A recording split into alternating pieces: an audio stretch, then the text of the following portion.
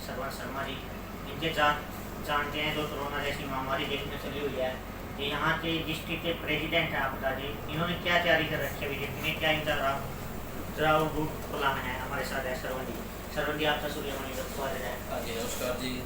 सरवन जी, अभी कोरोना जैसी महामारी चली हुई है, देश में बहुत भयंकर बीमारी है जी। देश में लॉकडाउन की तरफ जा रहा है, हरियाणा में गृह मंत्री ने लॉकडाउन करा दिया है। इस तरह आप जिम्मेवार हो, आप टैक्स में क्या रूपरेखा क्या किया आपने? देखो सर, ऐसा है जो महामारी आज ये चली हुई है विश्व में चली हुई है, लेकिन हमारी हरियाणा सरकार पूरे जोर शोर से महामारी में अपना शोक दे रही है। मैं कैथल का आपदा प्रबंधन का जिलाध्यक्ष होने के नाते हेल्प डेस्क जो हमारी पार्टी ने संभाली है, इसके माध्यम से जो लोगों की परेशानी यहाँ आती है, जो कॉल्स यहाँ हमारे पास आती है, भी किसी को ऑक्सीजन की ज़रूरत है, किसी को वेंटिलेटर की ज़रूरत है, किसी को मेडिसिन की ज़रूरत है, किसी ने सैनिटाइज करवाना है, वो सभी कॉल हम अटेंड करते हैं। और यहाँ अटेंड करने के बावजूद जिस कर्मचारी का काम है, जैसे कि वेंटिलेटर वाले का काम है, गैस ऑक्सीजन सिलेंडर वाले का काम है, किसी को एडमिट कराने का काम है, या फिर जैसे कि किसी को वैक्सीनेशन करवाना है या किसी को सैंपल देना है, तो उस माध्यम से उनकी बात को सुनते हैं और सभी पदाधिकारी जो कर्मचारी सरकार के हैं उनको हम रिक्वेस्ट करते हैं और उन लोगों का सभी कार्य करवाते हैं। सरवन जी, आपने बताया हाँ जी जी। कितने घंटे काम करता है, कितना टाइम टेबल है इसका? देखो, हम निरंतर सुबह 8 बजे हेल्प डेस्क को स्टार्ट करते हैं, रात के 10 बजे तक ड्यूटी देते हैं। कितने कर्मचारी कितने कार्य ड्यूटी दे रहे हैं? हर 2 घंटे के बाद दूसरा कर्मचारी बैठता रहता है जी। जैसे कि मैं 6 घंटे डेली ड्यूटी देता हूँ, और यहाँ का हमारा अध्यक्ष महोदय जो हमारे अशोक जी गुजर हैं, वो भी निरंतर यहाँ पे बैठते हैं। जिला का हमारा एक संयोजक बनाया हुआ है जो हमारा संजय भारद्वाज जी, वो भी यहाँ कार्य को आते हैं, देखते हैं। अब जैसे सुबह 8 से लेकर के 1 बजे तक 2 भाई ड्यूटी दे के चले गए हैं, अब 1 से लेकर शाम के 6 बजे तक मैं ड्यूटी दूंगा, उसके बाद 6 से 10 बजे तक रात को 2 आदमी फिर आएंगे।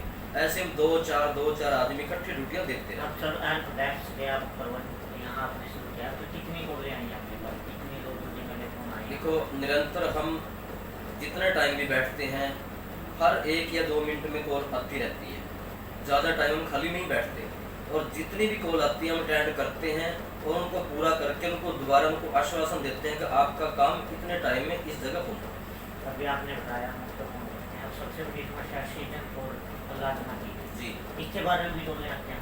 बिल्कुल आती है। तो अब तक आपने कितने लोगों को प्लाज्मा और ऑक्सीजन का? देखो, जिन लोगों के लिए ऑक्सीजन की कॉल हमारे पास आती है, ऐसे में जैसे हमारे कैथल की जो PMO हैं रेणु चावला जी, उन्होंने सारा कैथल का कार्यभार संभाल रखा है।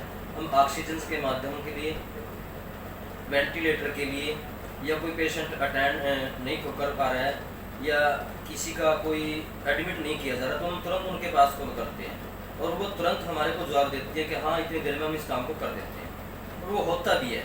जैसे होता है, हम फिर पूछते हैं कॉल करने वाले से, हाँ जी आपको ऑक्सीजन मिल गई, हाँ जी आपको वेंटिलेटर मिल गया, वो कहते हैं हाँ जी सर बहुत बहुत धन्यवाद, हमें मिल गया। हाँ जी। अपने शहर में स्थिति क्या है, आप लोगों को कैसे जागरूक करना चाहेंगे, क्या अपील करना चाहेंगे आप जनता से?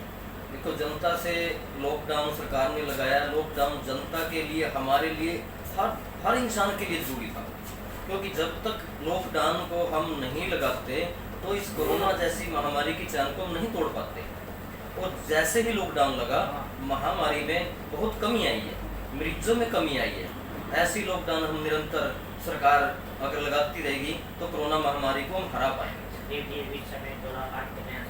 अभी 2 दिन पहले नगर परिषद का जो मामला हुआ था, उसमें पिता पुत्र जी गिरफ्तार किए हैं जी। आज आपके सामने के राष्ट्रीय प्रवक्ता हैं जो उन्होंने बयान दिया है कि इसमें चेयरमैन का कोई दोष नहीं है जी, ये काम अपना काम करेगा, देखिए इसमें तो देना है। देखिए, कांग्रेस सरकार एक भ्रष्ट सरकार है।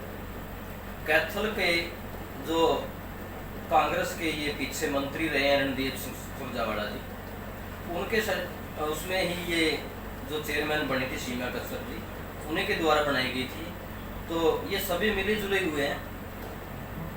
सीमा कश्यप का पहले भी आरोप लगा था कि सीमा कश्यप चेयरमैन जी जिन्होंने रिश्वत पहले भी लेने की कोशिश की है, और अब तो आप लोगों के सामने ही है, वो दोनों ही बाप और बेटा रंगे हाथों पकड़े गए हैं।